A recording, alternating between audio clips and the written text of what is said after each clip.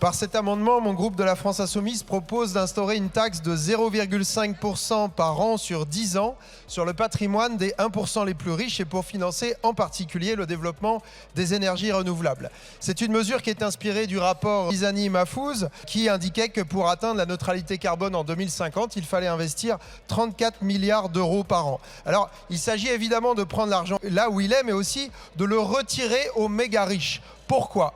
L'ONG Oxfam a révélé un rapport tout récemment qui indique que les méga riches crament littéralement la planète.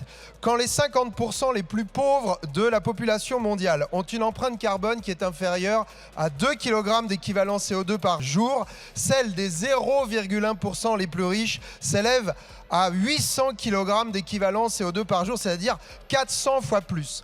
Depuis 1990, la part de l'humanité la plus pauvre, la moitié de l'humanité la plus pauvre, a vu son empreinte carbone diminuer de 3%, quand celle des super riches, les 0,1%, a augmenté de 32%. Ce qui fait dire aux membres du GIEC que les plus 1,5 degrés de réchauffement climatique sont désormais forcément atteints. Il nous reste 3 ans de budget carbone.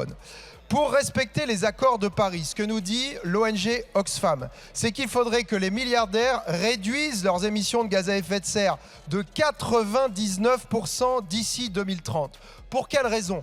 D'abord, leur train de vie est particulièrement écocide. On a parlé déjà de leur jet privé, de leur yacht que vous refusez de taxer.